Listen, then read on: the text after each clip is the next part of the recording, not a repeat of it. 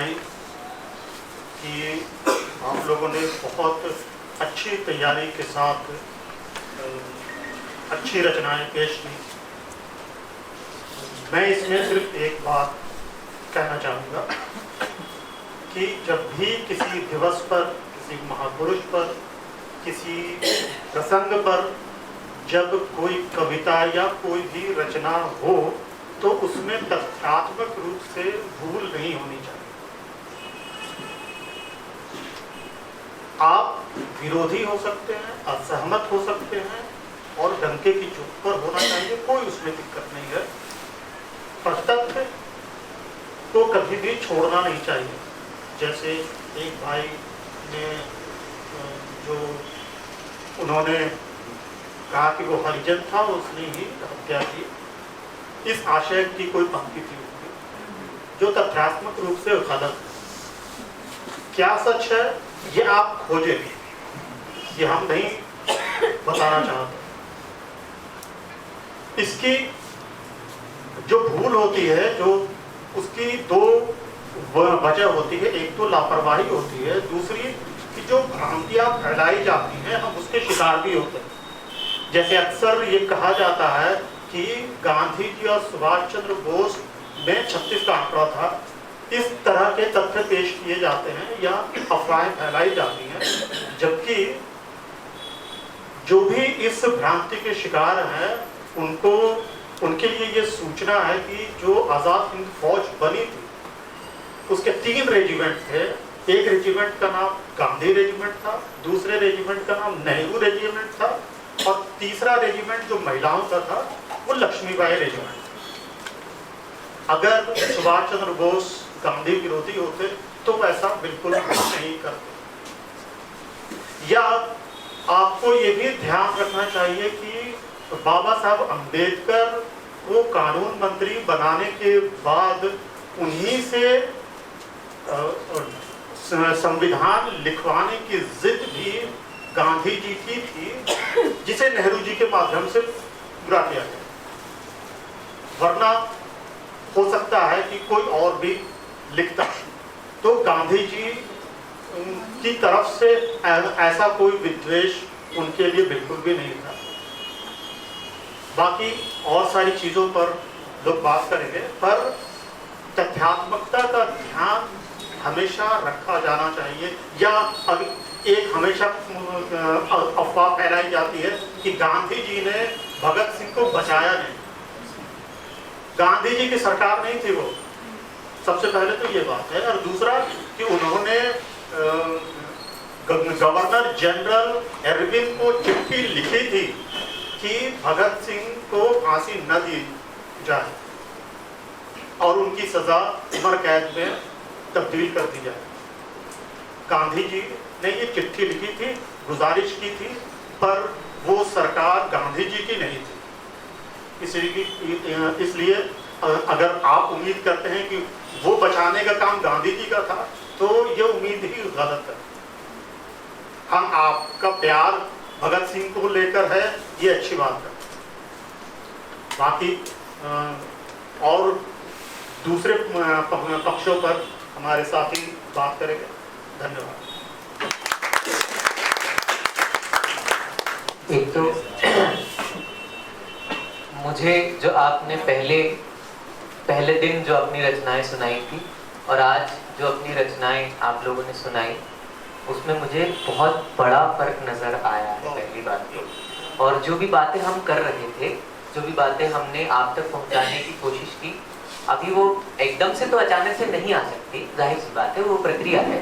लेकिन बहुत सारा हिस्सा आप लोगों ने समझा है, इस बात की मुझे संतुष्टि हो गई है कि हम जो भी शिल्प को लेकर के, भाषा को लेकर के, विचार को लेकर के बात कर रहे हैं, फॉर्मेट को लेकर के बात कर रहे हैं, वो थोड़ा बहुत आप समझ करके अब अप्लाई करना सीख रहे हैं धीरे धीरे।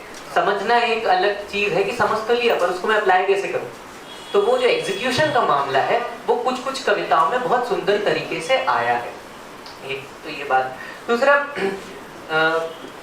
अभी मैं आप लोगों को एक छोटी सी ट्रिक बताता हूँ कि शब्दों का चयन जो है वो हम कैसे करें जब हम राइमिंग कर रहे हैं। ठीक है, मैंने पहले भी कहा था कि जब हम राइमिंग करते हैं तो हमारी शब्द सीमा थोड़ी सी सीमित हो जाती है, हम उधार लेते हैं भाषा से राइमिंग करते हुए।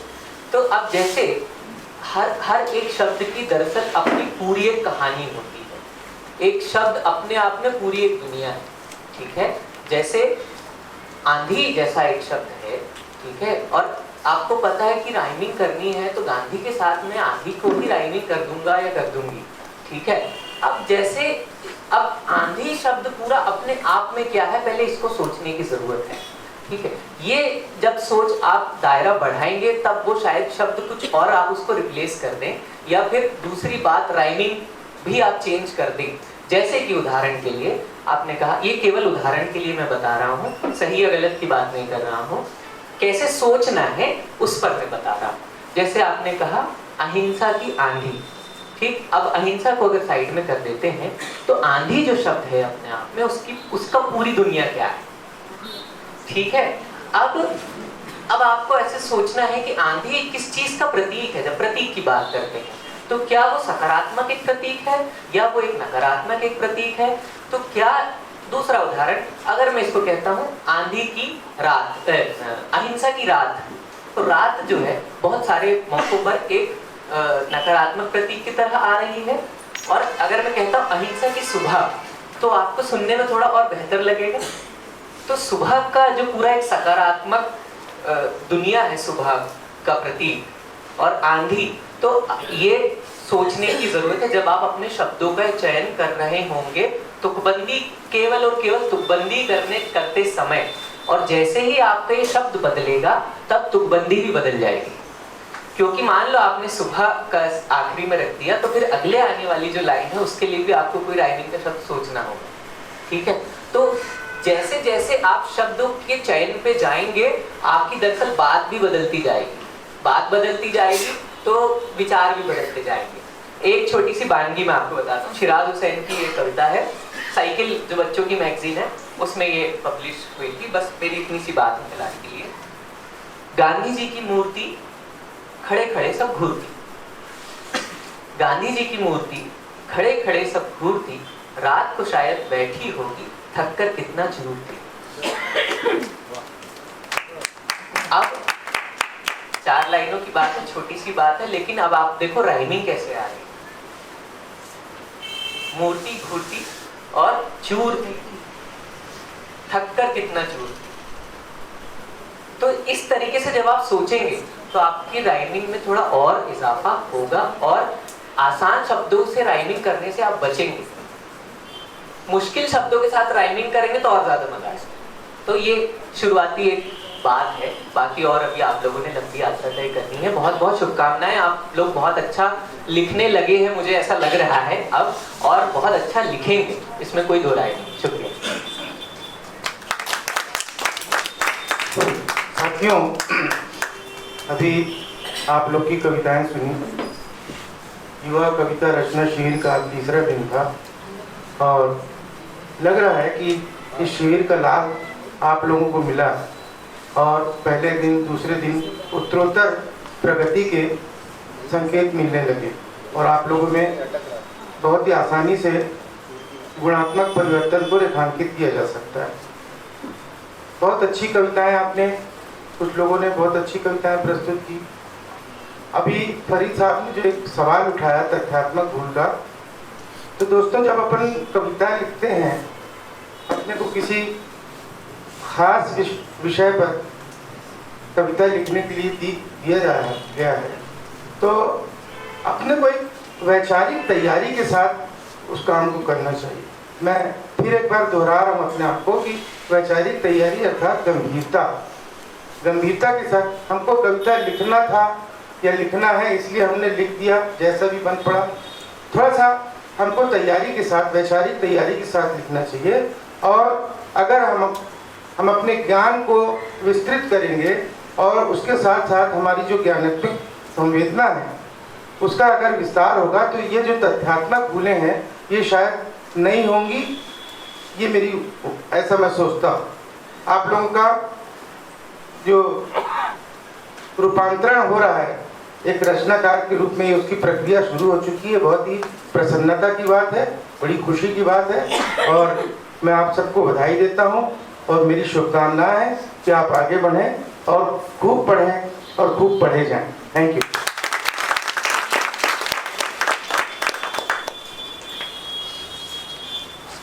सभी साथियों को 2 अक्टूबर की बधाई, गांधी जयंती और शास्त्री जी की जयंती की। और आप सबको बधाई इसलिए कि आप लोगों ने एक विषय पर जो 2 दिनों में सीखा, अपने दृष्टिकोण को विकसित किया, उसके आधार पर उसमें काफ़ी इम्प्रूवमेंट किया है। फॉर्म में किया है, शब्दों के संरचना में किया है, विषय को सोचने में किया है और आपके भीतर जिज्ञासा भी आई है। आप थोड़ी क्रिटिकल भी हुए हो, आपने क्रिटिकली ढंग से चीज़ों को सोचने का प्रयास किया है। जैसे कि सबसे पहले कविता थी हमारे साथी की, तो सबको बड़ी पसंद आई क्योंकि उसमें थोड़ा क्रिटिकल तरीके से उसको सोचने की कोशिश की गई है। हमेशा गांधी पर बात करते हुए एक चीज़ बोली जाती है, गांधी एक मनुष्य है। सबसे पहले कोई देवता नहीं है, कोई भगवान नहीं है और किसी को भी मनुष्य को देवता और भगवान बनाने की कोशिश भी नहीं करनी चाहिए। एक मनुष्य की तरह उन्होंने अपनी यात्रा पूरी की, एक गलती की, उनसे गलती हुई और उन्होंने मान लिया कि ये मेरी गलती थी। पहले मैं आप लोगों से बात करते हुए कह रही थी तो कोई व्यवस्थित अध्ययनकर्ता गांधी नहीं थे। गांधी ने अपने अनुभव से सीखा और उसको इम्प्लीमेंट किया और लोगों को यही कहा कि आप पहले करिए, अनुभव कीजिए उसका और उसके हानि लाभ जैसे पक्ष देखिए और यदि आप गलत हैं तो आप जल्दी से अपने आप को मानिए कि मैं गलत था इन चीज़ों पे, अब मैं ऐसा सोचता हूँ। तो गांधी के जाति के संबंध में, बाकी विषयों पे जैसे विचार रहे, राष्ट्र के संबंध में भी उनके जैसे जैसे विचार रहे और ये जो बदले हैं तो उन्होंने उसको मान लिया है। अभी मैं सर से कह रही थी कि यदि मुझे कह दिया जाए कि गांधी पे कविता लिखनी है तो शायद मैं 2 लाइन नहीं लिख पाऊंगी। शायद मैं आपकी उम्र में होती और ऐसा टास्क दिया जाता तो कर लेती, वो अलग बात है। मतलब अभी मुझे गांधी पर लेख लिखने के लिए दिया जाएगा तो शायद मैं बहुत सारे एस्पेक्ट है किसी को लेकर के भी लिख सकती हूँ, बोल सकती हूँ, पर कविता लिखना बहुत कठिन होता है सचमुच। क्योंकि जो हम लिख रहे हैं, देखिए अभी कितनी सारी बातें हो रही हैं, उसके तुक को लेकर के हो रही हैं। अभी हमारे बड़े कवि थे, मुझे नाम नहीं आ रहा, बहुत माफ़ी के साथ कह रही हूँ और हमारे किनका हो सकता है कोई मुझे यहाँ करेक्ट कर दे और वो पंक्तियाँ भी सही नहीं होंगी, केवल मैं उसको उदाहरण के तौर पर रखना चाहूँगी कि रदीफ काफिया को लेकर उन्होंने एक बड़ा अच्छा उदाहरण दिया था। एक समय बड़ा चलन था और हिंदी साहित्य में भी गजलें खूब लिखी जा रही थी तमाम, और वही था कि दूसरा शब्द पहले सोच लेना है, एक लाइन बनाना है और 4 सिमिलर शब्द रख करके और 4 लाइनें बना देनी है। तो उन्होंने कहा था कि रदीफ काफिया के लिए क्या कुछ भी करोगे, पहली लाइन में निष्ठा है तो क्या दूसरी लाइन में विष्ठा कर दोगे। ये पंक्ति रदीफ काफिया शब्द तो आपको चयन करने पड़ेंगे ना। अभी मुदित ने जो कविता का उदाहरण दिया, मैं उसको मैं कहना चाहूंगी, वो सुनने में आपको अच्छा लगा, आपने जल्दी से ताली बजा दी, पर यहाँ पे भी लेखक की मिस्टेक है। चूरती कोई शब्द नहीं होता, चूर चूर होना होता है। यहाँ पे भी वही किया उन्होंने कि निष्ठा का जो काफिया बिठाने के लिए विष्ठा कर दिया। तो आपको एक एक शब्द का ध्यान तो रखना पड़ेगा। देखिए एक कविता में सारी चीजें सब कुछ बहुत जरूरी है। यदि उसका कंटेंट बहुत जरूरी है तो उसका विन्यास भी बहुत जरूरी है और उसके लिए शब्द संयोजन भी बहुत जरूरी है। एक शब्द पे आपकी पूरी कविता को खारिज कर दिया जाएगा और उसमें वो पूरी तरह से खत्म कर दी जाएगी, धराशायी कर दी जाएगी। ठीक,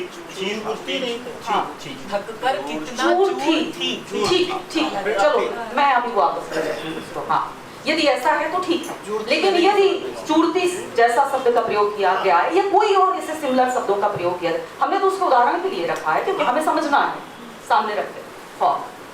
तो ये चीज फिर अब थोड़ी सी बात कर लेते हैं। देखिए बहुत सारी जिज्ञासा जब पैदा होती है तो फिर जिज्ञासा को शांत करना पड़ता है सबसे पहले, उसके बाद में उसको लिखना होता है। अभी वो प्रोसेस नहीं है, अभी तो आप उस प्रोसेस में आए हैं। जब ये कि आपके हमारे साथी हैं, इन्होंने एक अच्छा फॉर्मेट प्रयोग किया कि वो प्रश्न संवाद करने का, कि मेरा और मेरा देश के साथ या किसी के साथ भी वो संवाद हो सकता है, गांधी की मूर्ति के साथ भी संवाद हो सकता है, गांधी के साथ भी हो सकता है, किसी और के साथ संवाद हो सकता है। तो पर वो जो गांधी के साथ साथ बहुत सारी चीज़ें आ जाती हैं। कुछ रफ़ी फरीद जी ने कुछ की तरफ इशारा किया कि वो चीज़ों को हमें क्लियर करना पड़ेगा, तभी हम लिख पाएंगे। एक चीज़ और आती है गांधी को लेकर, वो सबसे ज़्यादा कंट्रोवर्सी में आती है वो चीज़ कि देश के विभाजन का जो मुद्दा आता है वो सारा ऐसा कर दिया जाता है कि जैसे गांधी की जिम्मेदारी थी और गांधी ने साइन नहीं किया होता तो कुछ हो ही नहीं सकता था, लेकिन उसकी जगह बहुत पहले से है। और एक भारत पाकिस्तान के बंटवारे को लेकर के एक लॉर्ड माउंटबेटन को लेकर के एक फिल्म बनी है, आप उसको डॉक्यूमेंट्री में जाकर लॉर्ड माउंटबेटन के ऊपर खोजेंगे तो मिल जाएगी। वो बहुत पुरानी फिल्म है और उसके तथ्य को जब मैंने देखा तो मुझे खुद आश्चर्य हुआ कि उसमें एक मैप रखा गया है और उस मैप में पहले ही बंटवारा कर दिया गया है, ये हिस्से को अलग कर देना है ताकि रूस और चाइना, रूस के बीच का और भारत के बीच का रास्ता ब्लॉक हो जाए और उसका दूसरी तरह से प्रयोग कर लिया जाए। तो राजनीतिक रूप से जो हम जिस इकोनॉमिकल पॉलिटिक्स की बात कर रहे थे, तो वो इकोनॉमिकल पॉलिटिक्स ही सारी चीज़ों के भीतर होती है और उसकी जगह बहुत गहरी होती है।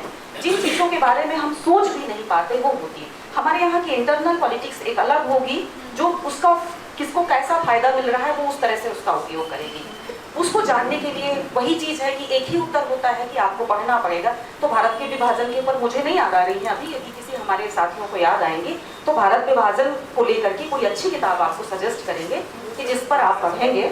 हाँ, एक चीज़ मुझे जरूर याद आ रहा है गांधी को लेकर के, चूंकि आज का विषय ही गांधी है, आखिरी बात है मेरी।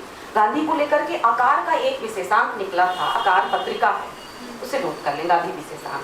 बहुत सारी पत्रिकाओं के निकले हैं पर मैं आकार को सजेस्ट करूंगी कि आकार का आप पता कर लें और ऑनलाइन भी मिल जाएगी, नॉटनूल में मिल जाएगा। वो नॉटनूल एक क्या कहना चाहिए आपको, सॉफ्ट कॉपी के खरीदने वाला ऐप है और एक ऑनलाइन साइट है, उसमें मिल जाएगा। और हार्ड कॉपी मिल सके तो हार्ड कॉपी भी बना करके पढ़िए, बहुत सारे प्रश्नों के उत्तर आपको खुद मिल जाए। धन्यवाद।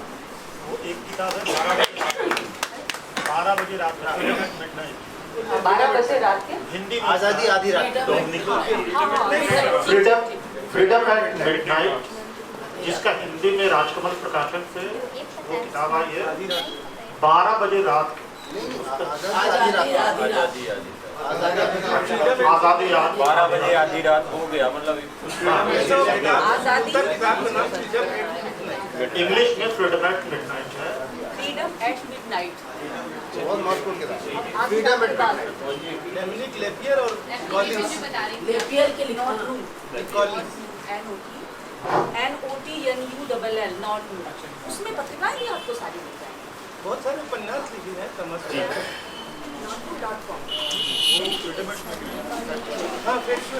हाँ, तमस का भी नाम लिख लीजिए, नाम भीष्म साहनी की किताब है तमस, बहुत महत्वपूर्ण है वो। पार्टीशन को जानने के लिए उसको अगर विभाजन को समझना है, कन्या से और मजा भी आएगा। अच्छा, भीष्म साहनी का नाम तो सुना ही होगा आपने, है ना, उस किताब। तो जैसा कि सबने आप सबको बधाई दी, मैं भी अपनी बात की शुरुआत इसी से करूंगा कि 1.5 दिन सीखने के बाद या 1.5 दिन सुनने समझने के बाद तीसरे दिन में आपने जो अपनी कविताएं या प्रस्तुत की, यहाँ रचनाएं प्रस्तुत की, तो उसमें हमको लगा, हम सबको लगा कि यार आप तो बहुत जल्दी सीख रहे हैं या आप चीज़ों को बहुत जल्दी समझ रहे हैं। मैं जो बात कहना चाह रहा हूँ वो ये कि हम अगर जो भी रचना करते हैं, जो भी हम लिखते हैं, तो ज़रूरी नहीं कि वो बहुत लंबा हो, ज़रूरी नहीं कि उसमें सारे आयाम ले लिए। गांधी तो एक इस तरह का, उसमें न जाने कितने आयाम हैं। जैसा अभी मैम कह रही थी, बिल्कुल सही बात है। अभी गांधी पर कविता लिखने को हमसे कहा जाए तो बहुत कठिन है। आयाम कितने हैं गांधी के, ये देखिए। तो लेकिन आप लोगों ने जो अभी जो चीज़ें लिखी हैं, और ख़ासकर ये जो 3-4 साथियों के नाम हैं जिन्होंने एक क्रिटिकल अपनी नज़रिए से चीज़ों को देखा है और जवाब मांगा है और उंगली उठाई है कि अभी माला पहना रहे हो, सवेरे उसी से तुम उसी खद्दर को पहनकर हिंसा की तैयारी करोगे, या इस तरह से जो चीज़ें आपने जो एक अपना नज़रिया उसमें दिया है और जो आप महसूस कर रहे हैं, मुझे लगता है एक बहुत अच्छा प्रयोग करना चाहिए आप लोगों को। आगे भी जो आप रचनाएं लिखें तो जैसे गांधी, मेरे गांधी, इस पर, तो इस पूरी कविता में गांधी शब्द ही ना आए, करके देखना है। मौसम पर या गांधी पर या भूख पर या रोटी पर या नेहरू पर, तो उस पूरी कविता में हो सकता है वो शब्द ना आए, लेकिन उस पूरी कविता में गांधी बोल रहे हैं या गांधी के माध्यम से आप बोल रहे हैं। ऐसा भी कोई प्रयोग उसमें किया जा सकता है और करना भी चाहिए। बहुत सारे कवियों ने इस तरह से किया है। आप लोगों में उम्मीद दिख रही है, इसलिए मैं कह रहा हूँ। दूसरी बात कि अब हम, आप जब 2-3 दिन से सीख रहे हैं, तो अब हम अपनी कविताओं में उस विवरण को डालना बंद करें कि साबरमती में पैदा हुए और उनकी माँ ये थी, पिता ये थे, भाई ये थे और यहाँ गए, यहाँ पढ़े। ये ऐसा तथ्य है कि पहली क्लास से सबको बता दिया गया है, इसमें कविता में लिखने की ज़रूरत नहीं है। आप अपने पंक्तियों को जाया कर रहे हैं। आप जो है उस विचार से आप कहाँ टकरा रहे हैं या उस विचार से आपके क्या विचार बन रहे हैं, इस तरह की कोई बातें अगर हम अपने कविताओं में दें तो मुझे लगता है कि कोई बात बनेगी। दूसरा, जो कल से हम 2 दिन से बार बार कह रहे हैं, इस गूगल बाबा के ज्ञान से थोड़ा बचना चाहिए। जो अभी फरीद भाई ने जो उदाहरण दिए, बिल्कुल महत्वपूर्ण उदाहरण है। मैम ने जो कहा बहुत ही महत्वपूर्ण है, आपके दिमाग में डाल दिया गया है। भगत सिंह को माफ़ी, भारत का बंटवारा, नेताजी सुभाष चंद्र बोस, नेहरू और गांधी के वर्सेस भी हैं। गांधी के अब तो और तीसरे और बहुत ही खराब पक्ष को भी कुछ सालों से दिया जा रहा है। महिलाओं को लेकर जो उनका जो सोच है, उसको लेकर भी कई अंक निकाले, कई लोगों ने लेख लिखे हैं। लेकिन गांधी जो थे वो प्रयोग करते थे, सत्य के प्रयोग शब्द ही है। वो पहले अपने पर चीज़ों को अपना लागू करते थे, उसके बाद आगे बढ़ते थे। तो जब हम इस नज़रिए से चीज़ों को देखेंगे और बिल्कुल ये मानकर चलिए, गांधी एक व्यक्ति थे, मनुष्य थे और उनमें भी बुराइयां थी, उनने भी गलतियां की, उनसे आप असहमत हो सकते हैं। असहमति अपनी आप रखिए, बनाए रखिए, रखनी भी चाहिए। सबसे सहमत नहीं हो सकते आप, भगवान से भी सहमत नहीं होते। भैया 11 रुपए का 21 रुपए का लड्डू चढ़ाया, फिर भी नंबर कम आए, वहीं से शिकायत शुरू हो जाती है। तो वहीं वो भी गड़बड़ है। तो लड्डू चढ़ाने से थोड़ी ना मिलेगा, भगवान पता नहीं है कि नहीं है, जो भी है। तो वो इस तरह की जो बातें हैं। तो सबसे बड़ी बात ये है कि हम जो है अपने विचार को और ज़्यादा मजबूत करने की कोशिश करें। हम अपने इस विवेक को थोड़ा जागृत रखें। अपने देखने के जो नज़रिया है जिसकी हम बात कर रहे हैं लगातार, उसको थोड़ा खोलें। और वो तभी खुलेगा जब हम, जो किताबें आप लोग को सजेस्ट की जा रही है, बहुत गंभीरता से सजेस्ट की जा रही है। ऐसा नहीं है कि उनमें कुछ नहीं है, उनको पढ़कर शायद हम लोग भी सीखें।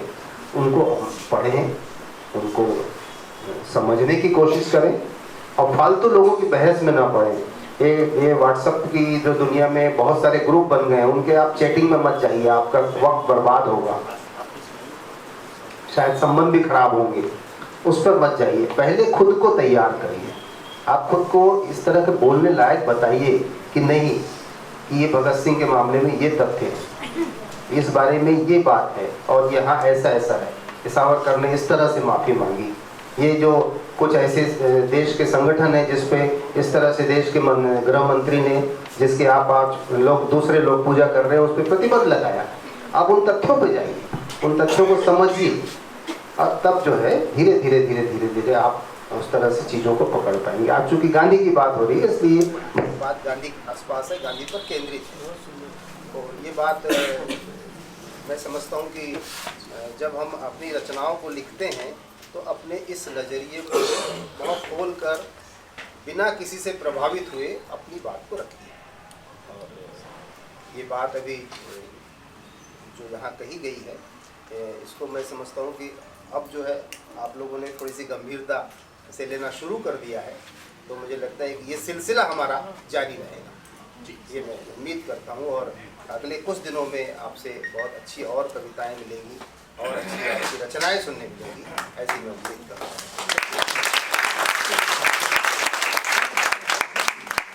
लोग माइक बदल के थे तो अब वो रस्म भी नहीं इसलिए होगी। यहाँ रख दिया हमने इसको। अब शम्मा यही है। मैं 2-3 बातें आपसे करना चाहूँगा। एक तो आप लोग 2 पुस्तकें जो बहुत सहज आपसे संवाद करेंगी उनको नोट करने ऑनलाइन मिलती हैं और मुझे लगता है सब सक्षम हैं और बहुत जल्दी उन किताबों को बुलाएंगे। सोपान जोशी एक बहुत गांधीवादी चिंतक और बड़े विचारक, बड़े पत्रकार हैं। उन्होंने 2 किताबें जो संदर्भ हमको पता नहीं है गांधी के बारे में और वे इतने विरल और इतने अद्भुत हैं कि गांधी के जीवन को हम बहुत कम जानते हैं। उसमें एक पुस्तक है, एक था मोहन और दूसरी पुस्तक है बापू की पाती। इसको बिहार गवर्नमेंट ने भी छाप के अपने पूरे स्कूलों में बंटवाई और हमारे यहाँ भी पाठ्य पुस्तक निगम में छत्तीसगढ़ में भी उसको इस एजेंडे में लिया था कि सारे स्कूलों में उसको निःशुल्क बांटा जाएगा, लेकिन ना जाने किस तकनीकी कठिनाइयों के कारण वो नहीं हो पाया, भाषण नहीं हो पाया और वितरित भी नहीं हो पाई।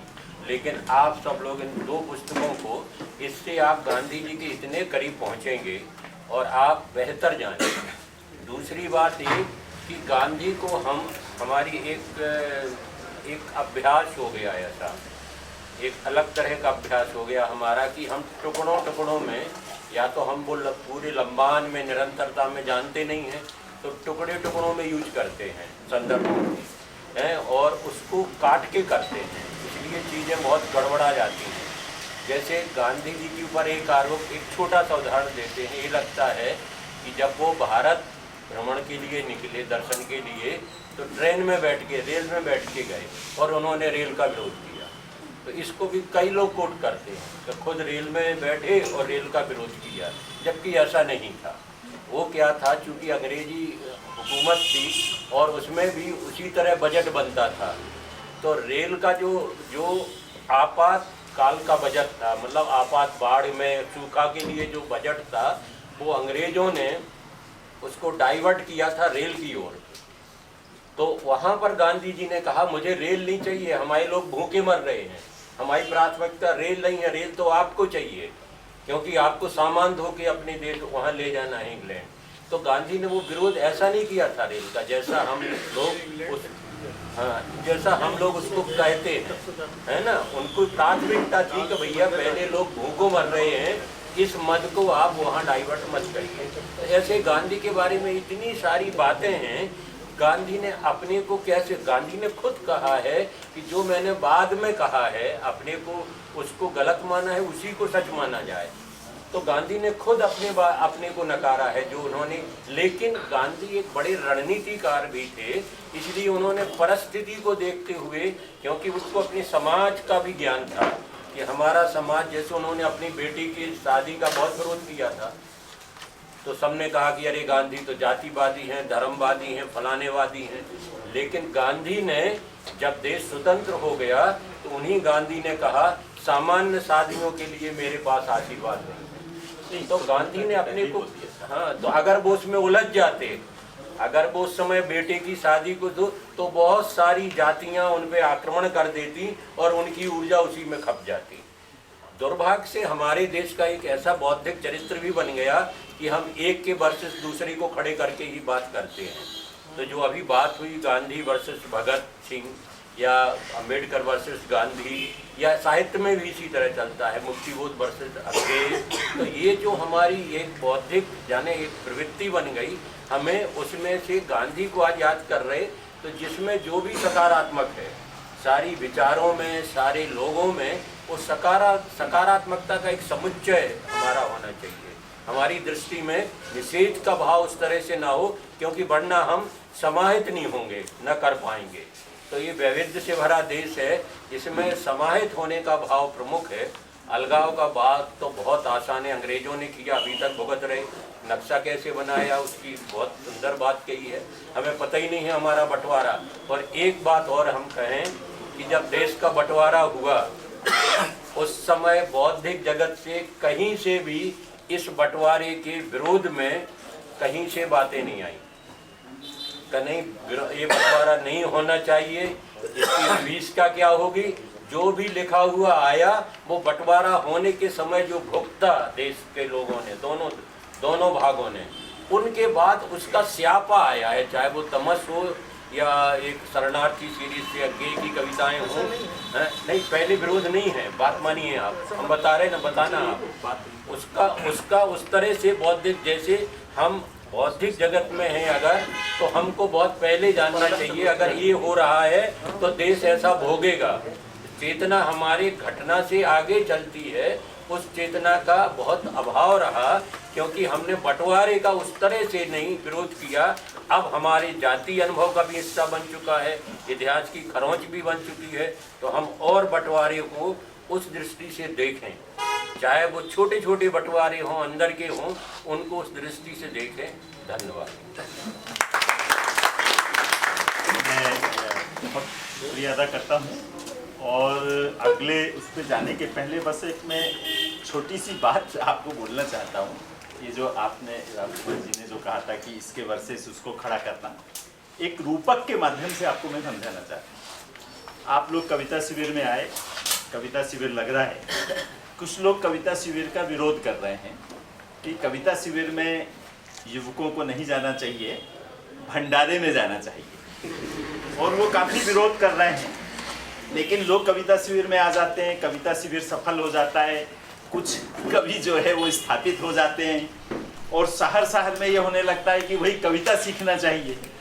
तो कुछ साल बाद में एक बात ये आती है कि मुदित श्रीवास्तव को थोड़ा कम समय दिया गया था बोलने को, फरीद खां को थोड़ा ज़्यादा समय दे दिया गया था और इसका प्रचार होता है जबरदस्त तरीके से, है ना।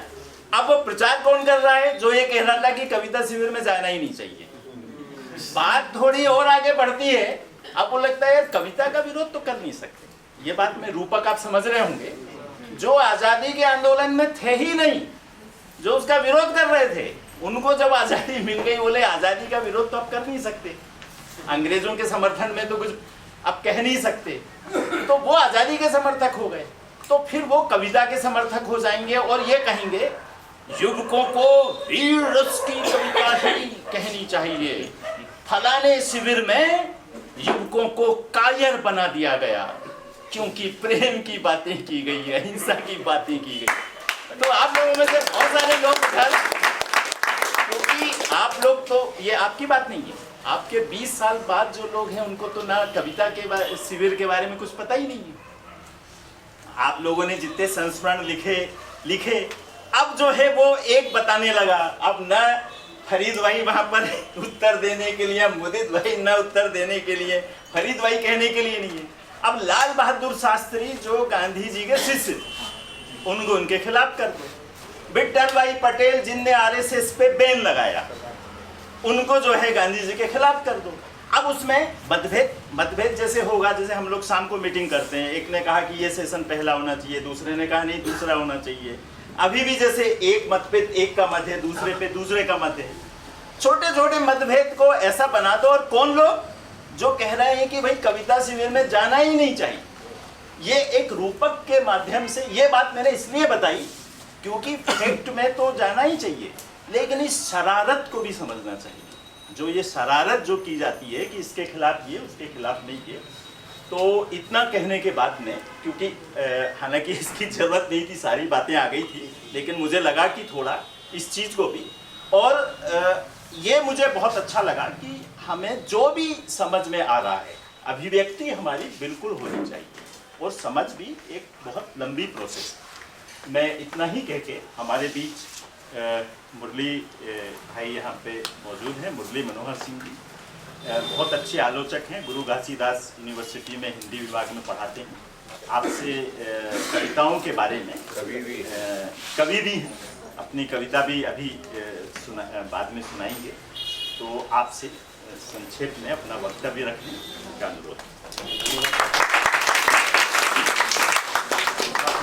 यह कार्यक्रम आप सभी जिसमें शामिल चल रहा है और आप सब बहुत कुछ सीख चुके हैं। मैं आप लोग कविता पाठ कर रहे थे तभी मैं आया।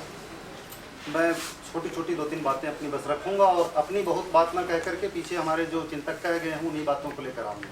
पहली बात तो यह कि मैं कविता को इस रूप में मानता हूँ कि वो आपको मनुष्यता की सहज भावभूमि पर लेकर आती है। यह जो मनुष्यता है यह हमारी मनुष्य जाति की विरासत है, और इसको इस रूप में मैं थोड़ा सा बरक लेकर के आ रहा हूँ ताकि आप समझ लें। मैं कोई द्वंद्व खड़ा करने के लिए यह नहीं कह रहा। जैसे सामान्य तौर पर मध्यकाल में हमने देखा कि दुनिया धर्म से संचालित होती थी और ईश्वर के शरण में जाकर के ही कहीं न कहीं मुक्ति की बात की जाती है उसको। लेकिन जब आधुनिक युग में हम आते हैं तो पारलौकिक जगत से कविता इहलौकिक जगत में प्रवेश करती है और मनुष्यता अपनी जगह लेती है और संचालित करती है। तो इस बात को समझिए कि मनुष्यता आपकी विरासत है, यह आपको पशुता से काटती है और किसी पारलौकिक शक्ति का भी, मैं ईश्वर शब्द नहीं ले रहा हूँ, लेकिन किसी भी एक पारलौकिक जगत का गुलाम होने से रोकती है। मनुष्यता को या संसार को, धरती को या जो भी व्यवस्था हो उसको मनुष्यता के माध्यम से कैसे संचालित किया जाए, इसकी वकालत करती है कविता, और हमेशा मनुष्यता की खोज करती हुई दिखाई देती है। और यह अभी थोड़ी देर पहले जब हम लोग रेशस में थे तो मुदित भाई से बात हो रही थी तो हम लोगों ने कहा कि कविता कहीं न कहीं आपको मुक्त करती है, और यह मुक्ति आध्यात्मिक मुक्ति से थोड़ा अलग है। आध्यात्मिक मुक्ति में जहाँ आप संसार से एक होता है विरत होने की बात एक सामान्य धारणा में रखते हो, मैं समझता हूँ कि जब कविता आपको मुक्ति की तरफ लेकर के आती है, मुझे लग रहा है जा रही है, लेकिन अब तो जो है मैं थोड़ा भारी होने लगता है। तो मैं इस तरफ ले जा रहा था कि जैसे कबीर के यहाँ जाएं। पहले दिन संभवतः आलोक ने कहा था कि मैं कबीर के माध्यम से कविता या दुनिया को देखना चाह रहा हूँ, या कबीर की दिशा में कविता लेकर के जाएगी। तो कबीर के दो पद, यह मुक्ति किस प्रकार की होगी, मैं इस तरफ ले जाने की आपको कोशिश करूंगा कि मेरी अपनी धारणा है, आप हो सकता है सहमत ना हो। लेकिन जैसे कबीर के दो पद, दो दोहे, कबीरा खड़ा बाजार में मांगे सबकी खैर, ना काहू से दोस्ती ना काहू से बैर। एक यह जो भाव है, सामान्य तौर पर लोग कहते हैं कि अरे यार हमसे क्या मतलब दुनिया से, और एक तटस्थता का भाव लेकर के चले जाते हैं। मुक्ति के भाव और तटस्थता के भाव में एक अंतर है।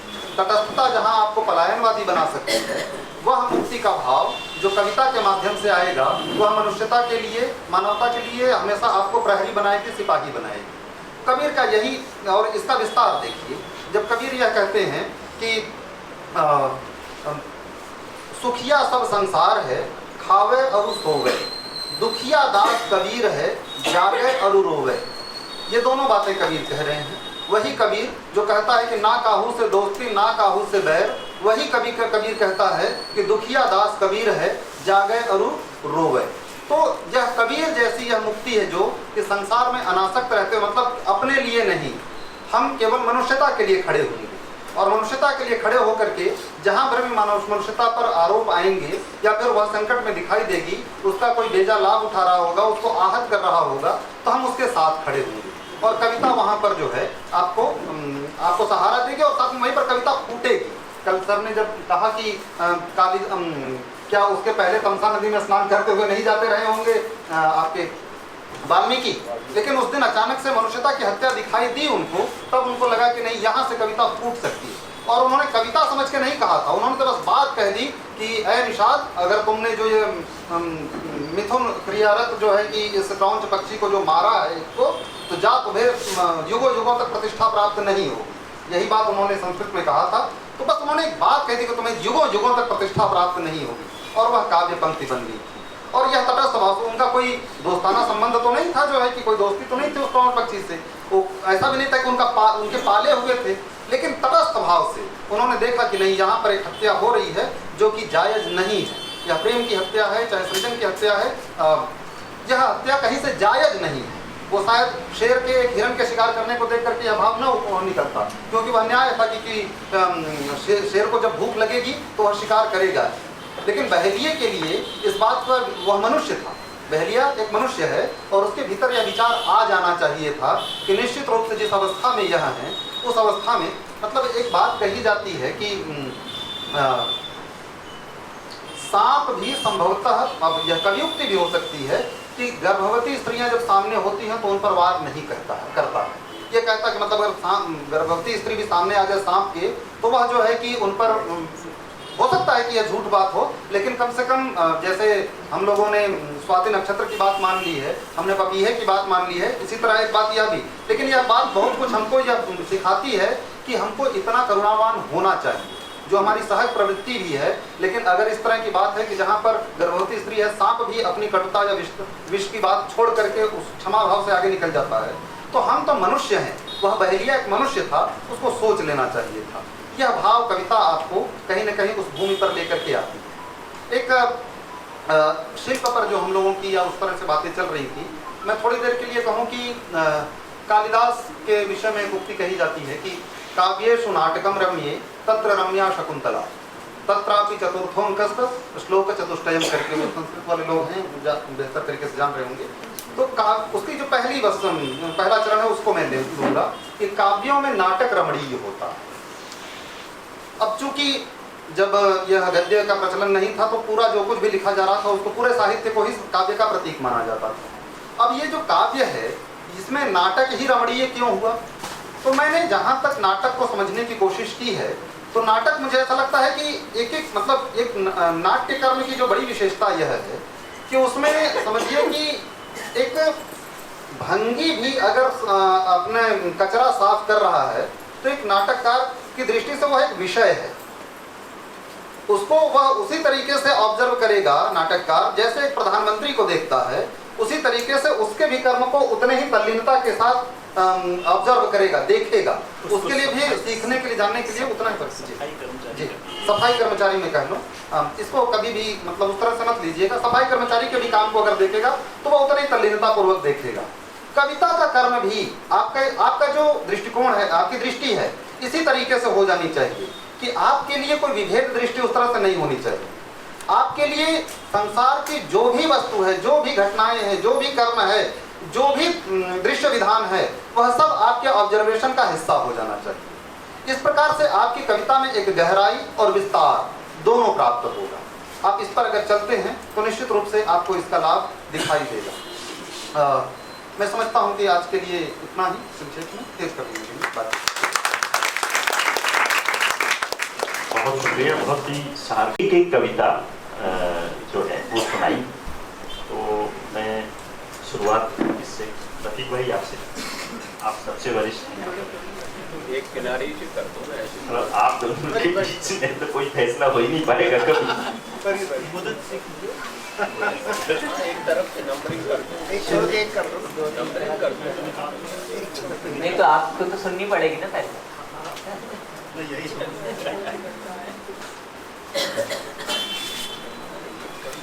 तो एक छोटी सी कविता मैं सुना देता हूँ। एक की बात, छोटी आकार कैसा है ध्यान दीजिएगा।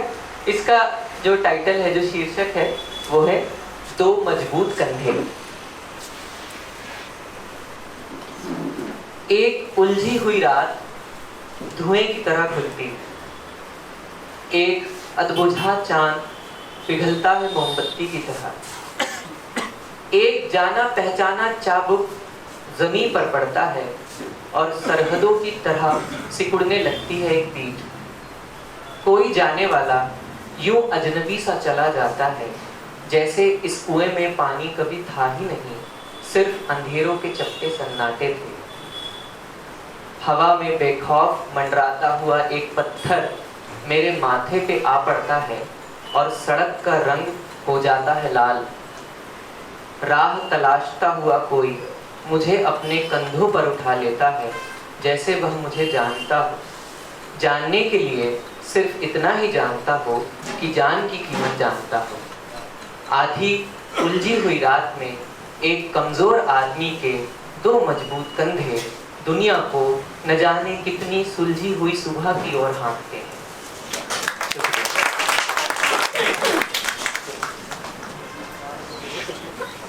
हेलो,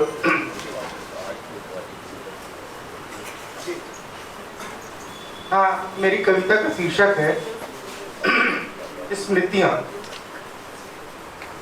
बार बार कौंधता है बचपन की यादों में, बार बार कौंधता है बचपन की यादों में, एक सांवला मुस्कुराता दोस्त चेहरा, कंधों पर लटके बस्ते और स्कूल की घंटियां। बार बार कौंधता है बचपन की यादों में एक सांवला मुस्कुराता दोस्त चेहरा, कंधों पर लटके बस्ते और स्कूल की घंटियां। एक छोटा सा शहर और जाने पहचाने चेहरे, नदी की फैली हुई विशाल बाहें और अमरूद के बगीचे। एक छोटा सा शहर और जाने पहचाने चेहरे, नदी की फैली हुई विशाल बाहें और अमरूद के बगीचे। जाने कहाँ उड़ गई बरसात में भीगने की उम्र, अब तो इमलियां पेड़ पर सूख जाती हैं गुलेलों के इंतजार में। जाने कहाँ रह गई बरसात में भीगने की उम्र, अब तो इमलियां पेड़ पर सूख जाती हैं गुलेलों के इंतजार में। चालाकियां छिपी हुई हैं दोस्तों के खिलखिलाते चेहरों पर, और लोगों ने आंखें चुराने का हुनर सीख लिया है। चालाकियां छिपी हुई हैं दोस्तों के खिलखिलाते चेहरों पर, और लोगों ने आंखें चुराने का हुनर सीख लिया है। साल दर साल की तेज आंधियां उड़ा ले गई पसीने में भीगा बचपन। आसमान में खो गई अंधरंगी पट्टेदार पतंगें। साल दर साल की तेज आंधियां उड़ा ले गई पसीने में बचपन। आसमान में खो गई अधरंगी पट्टेदार पतंगें।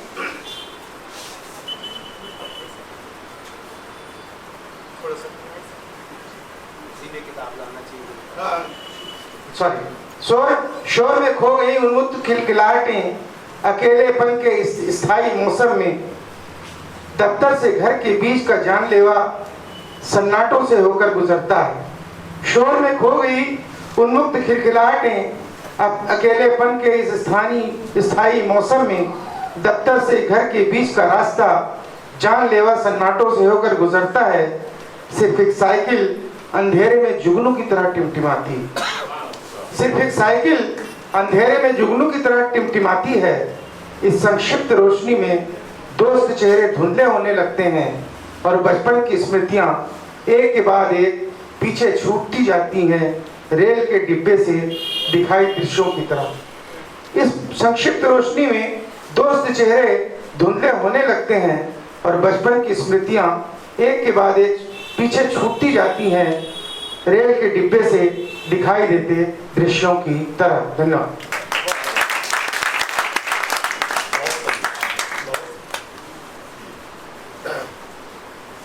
साथियों, इस कविता का शीर्षक है दादाजी साइकिल वाले। मैं ज्यों-ज्यों बड़ा होता गया, मेरी साइकिल की ऊंचाई भी बढ़ती गई और उन सभी साइकिलों को कसा था पटना कॉलेज के सामने वाले दादाजी साइकिल वाले नाना। अशोक राजपथ पर दौड़ती, चलती, रेंगती ज्यादातर साइकिलें उनके हाथों से ही कसी थी। पूरा पटना ही जैसे उनके चक्के पर चल रहा था, भाप रहा था, गंतव्य तक पहुंच रहा था। वहां से गुजरने वाले सभी वहां एक बार रुकते जरूर थे, सत श्री अकाल कहने के लिए, चक्के में हवा भरने के लिए, नए प्लास्टिक के हत्थे या झालर लगवाने के लिए, चाय पीकर सांस भरकर आगे बढ़ जाने के लिए। पछिया चले या पुरवैया, पूरी फिजा में उनके ही पंप की हवा थी। हमारे स्कूल की छुट्टी जल्दी हो गई थी। हम सब ने एक साथ दादाजी की दुकान पर ब्रेक लगाई, पर दादाजी की दुकान खाली हो रही थी, तकरीबन खाली हो चुकी थी। मुझे वहां साइकिल में लगाने वाला आईना दिखा, मुझे वो चाहिए था, मैंने उठा लिया। इधर उधर देखा तो वहां उनके घर का कोई नहीं था। शाम को 6 बजे दूरदर्शन ने पुष्टि कर दी कि इंदिरा गांधी का देहांत हो गया। 4 दिन बाद स्कूल खुले और हमें घर से निकलने की इजाजत मिली। शहर टेढ़े हुए चक्के पर घिसक रहा था, हवा सब में कम कम थी। स्कूल खुलने पर हम सब फिर से वहां रुके, हमेशा की तरह। मैंने आईने का दाम चुकाना चाहा, पर दादाजी गुरु नानक की तरह सिर झुकाए निर्विकार से बैठे थे। उनके क्लीन शेव बेटे ने मेरे सिर पर हाथ फेर कर कहा, रहने दो। एक दानवीर दान कर रहा था आईना। उसके बाद लोग अपने अपने चक्के में हवा अलग अलग जगह से भरवाने लगे। उसके बाद हर गली में 50 पैसे लेकर हवा भरने वाले बैठने लगे।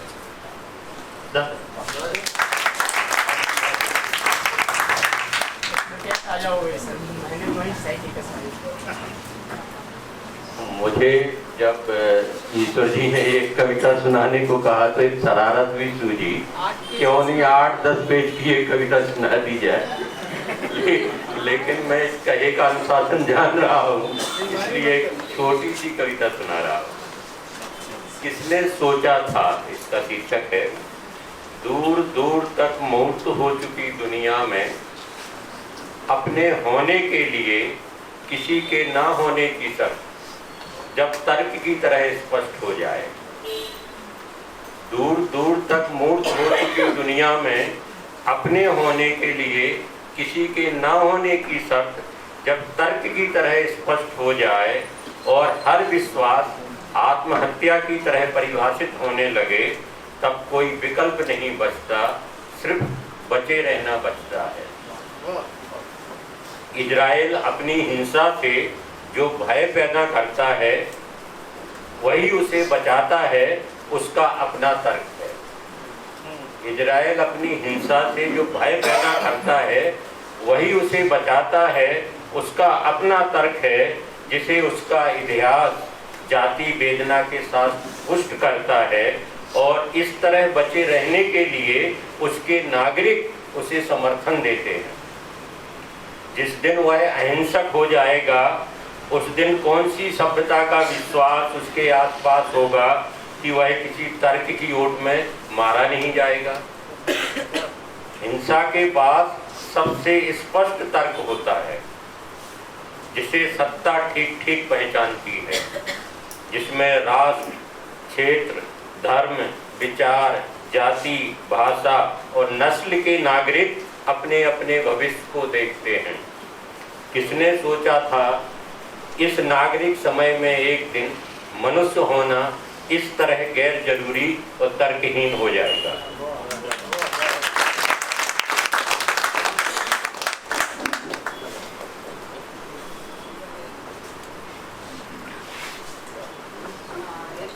कविता है, कविता का शीर्षक है राम राज की तैयारी का पूर्व रंग। राम आया और राजकुमार सोनी जी ने भी राम को एक अलग तरह से रखा है। मैं राम राज की बात कर रही हूँ। राम राज की तैयारी का पूर्व रंग। प्रश्न पूछने वालों को बेंच के ऊपर हाथ उठाकर खड़ा कर दिया जाएगा। मुंडी हिलाने वालों को मुर्गा बनाया जाएगा और बात बात पर तर्क करने वालों को क्लास से बाहर धकेल दिया जाएगा। प्रहसन की तैयारी से पहले मास्टर जी ने यह बात 3 बार बताई। राम राज आने वाला है और यह सब उसी की तैयारी का पूर्व रंग है। अभी राम को अयोध्या के राजा ने अर्थात उनके पिता ने वनवास दिया है और स्वामी की आज्ञा के आगे कोई भी न्याय वगैरह की बात नहीं करेगा। राम ने भी नहीं की थी, ना ही किसी देशवासी ने। राजा प्रजा का स्वामी होता है, यह बात भी मास्टर जी ने 3 बार बताई। दूसरे हिस्से में युद्ध का अभ्यास चल रहा है। अस्त्र शस्त्रों के नाम से लेकर तकनीकी की भी जानकारी दी जा रही है और यह भी कि राम के साथ धनुष बाण होना बेहद जरूरी है, जैसा कि तस्वीर में होता है। अब राम राजा नहीं, अब राम राजा नहीं है, फिर भी सेना बनाने में जुटे हैं। राम राज लाने की प्रक्रिया में युद्ध सबसे जरूरी है। इसीलिए जंगल में राम ने पहले भीलों की रातों से, फिर बानर भालुओं से दोस्ती बनाई।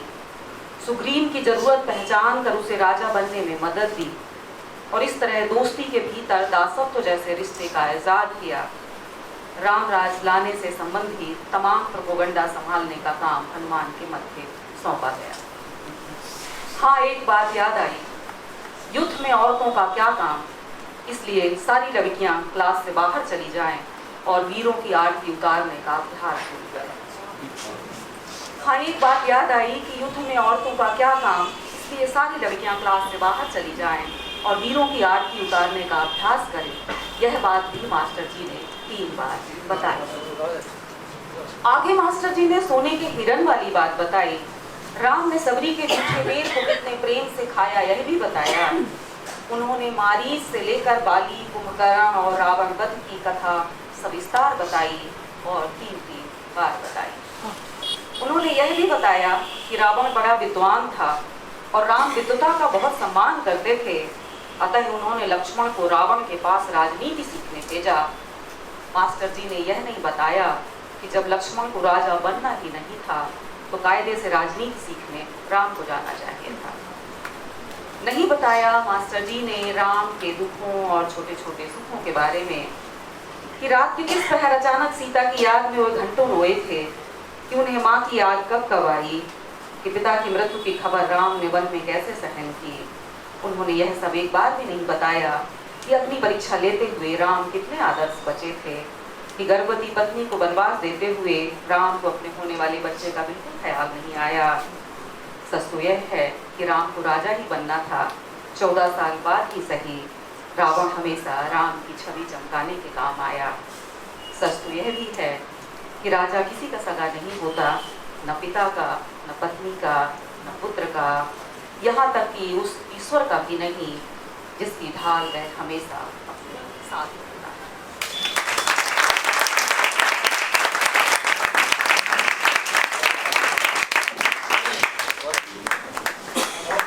मैं एक बार में बताता हूँ कि आपकी कविता अच्छी है। अभी इसके बाद बता दिए। मुझे 3 बार नहीं, एक बार में बताने की जरूरत है। अच्छा, एक बार में बता दिया। मास्टर नहीं हो ना आप। मास्टर नहीं हो, सही बात। हाँ। राम के बाद समुद्र। इस कविता का शीर्षक है समुद्र। राम के साथ उस दिन समुद्र से बात हुई, बात नहीं ढेर सारी बातें हुई। पढ़ने सुनने में दूर दिखता समुद्र उस दिन कितने पास लगा, जब लहर पकड़ने दौड़ पड़ी बिटिया। दूर दिखता समुद्र उस दिन कितने पास लगा, जब लहर पकड़ने दौड़ पड़ी बिटिया। दोनों कितनी देर खेलते रहे, दोनों कितनी देर खेलते रहे, मैं भीतर तक भीगता रहा। दोनों कितनी देर खेलते रहे, मैं भीतर तक भीगता रहा।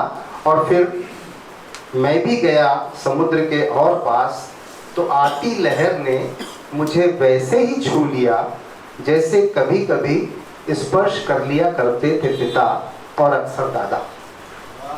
आती लहर ने मुझे वैसे ही छू लिया जैसे कभी कभी स्पर्श कर लिया करते थे पिता और अक्सर दादा। फिर तो भीतर तक भीगा मैं, बाहर भी भीग गया। फिर तो भीतर तक भीगा मैं, बाहर भी भीग गया। समुद्र हमारे पुरखे। मैं लहरों में तलाश करता रहा अंतरिक्ष। मैं लहरों में तलाश करता रहा अंतरिक्ष। ढूंढता रहा गहराई में सूरज, चांद और तारे। स्टीफन हॉकिंग का ब्लैक होल और गुलजार का छई छपाक छई साथ साथ याद आए।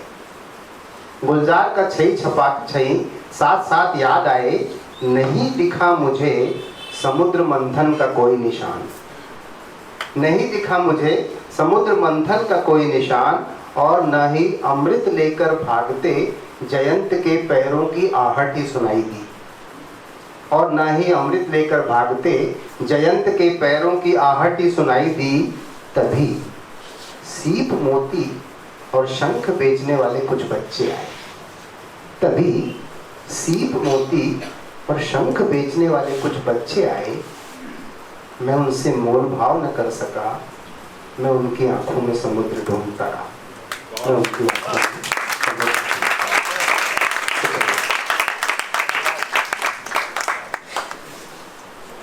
समुद्र और मुरली जी के साथ में ही जैन भाई जी और हमारे जो मैं वरिष्ठ कपूर वासनिक जी हैं, और भी जो कविताएं जो हमारे साथी लिखते हैं वो सुना सकते हैं। आइए यहाँ पे आ जाइए। छोटी सी कविता।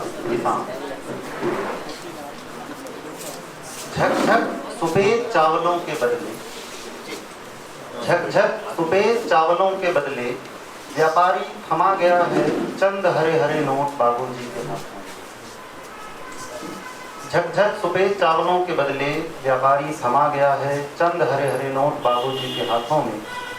लटियाए बालों से ढकी आंखें चमक उठी हैं, खैराहे दांत खुशी से लजा रहे हैं मुनिया के। माँ के पेट की पथरी और पिता की तमाम चिंताओं से बेखबर। लटियाए बालों से ढकी आंखें चमक उठी हैं, खैराहे दांत खुशी से लजा रहे हैं मुनिया के। माँ के पेट की पथरी और पिता की तमाम चिंताओं से बेखबर। हफ्ते 10 दिन में ये हरे हरे नोट लौट जाएंगे वहीं जहाँ से आए। हफ्ते 10 दिन में ये हरे हरे नोट लौट जाएंगे वहीं जहाँ से आए थे। और घर से गया चावल अब हाथ से जा चुका है। और घर से गया चावल अब हाथ से जा चुका है। और किसान है, हल से खिंची रेखाओं बीच, हल से खिंची रेखाओं बीच पसीने में घोलकर उसने बो दिया है जमीन में। धरती के कैनवास पर बिखरने को मेहनत कर रही। अजीब कलाकार है, मिट्टी में भी राग भर देता।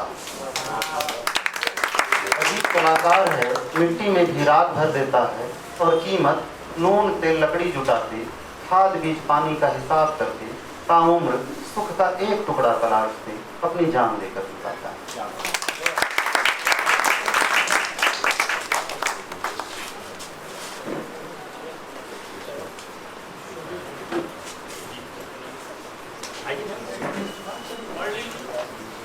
मैं तो बच्चों के साथ हूँ। गांधी पर ही एक मेरी 4 महीने पहले लिखी कविता है, उसको ही पढ़ूंगा। लेकिन उसके पढ़ने के पहले मैं, चूँकि ना मैं रिसोर्स पर्सन हूँ ना प्रतिभागी हूँ, लेकिन मैं बहुत बड़ा ऑब्जर्वर के रूप में 2 दिनों से मैं देख रहा हूँ। और छत्तीसगढ़ साहित्य परिषद के कई कार्यक्रमों में मैं आया। हर कार्यक्रम का रिजल्ट बहुत बाद में मिलेगा, लेकिन मुझे ये लगता है कि इस 2 दिन के शिविर का रिजल्ट आज हम सब लोगों को मिल गया। और मैं कहता हूँ 100 में 100। और एक बात और कहना चाहता हूँ कि बहुत लोग ईश्वर बनना चाहते हैं, लेकिन आज हमारे ईश्वर एक अच्छे मनुष्य के रूप में साबित हुए। इतना सफलतम कार्यक्रम करके उनको मेरी व्यक्तिगत बधाई।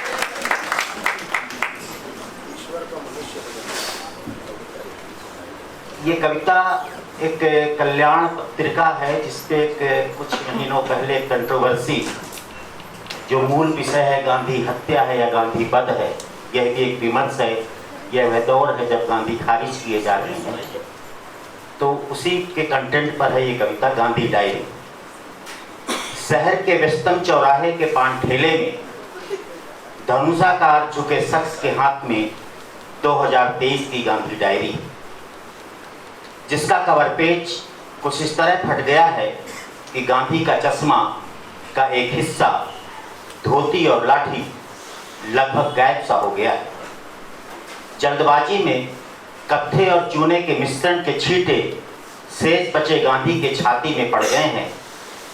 अभी तो साल के 5 महीने ही बीते हैं और डायरी को पूरे साल संभालने की जुगत में दुकानदार से उसने उसके पास पड़ी कल्याण पत्रिका का चमकीला कवर पेज मांग लिया और एक कोने में जाकर वो छात्र की तरह जो नई कक्षा में जाने के पहले अपने पाठ्य पुस्तकों पर कवर चढ़ाता है, लगभग उसी अंदाज में उसने पूरी डायरी को कल्याण पत्रिका के चमकीले आकर्षक पन्नों से ढक लिया। अब शेष बचे साल का हिसाब उसे इसी डायरी में दर्ज करना। कपूर, वासनिक भाई, शोभित जी और भी जो हमारे साथी कविता जो हैं वो आए और कविता सुनाए। अशोक सिरोड़े जी भी अगर अपनी कविताएं लाएं वो भी मराठी कविता का अनुवाद और अनुवादक है चंद्रकांत पाटिल। कल का जख्म कुछ और ही था, ऐसे कैसे कहूँ दोस्त। कल का जख्म कुछ और ही था, ऐसे कैसे कहूँ दोस्त। पीड़ा के आवर्तनों की प्रकृति एक ही हो, माना आज सिर्फ खबो चाहिए। आज नहीं है तेजी से बहता हुआ खून कल की तरह, लेकिन आज की खरोंच ही से कल का जब हरा हो उठा उसका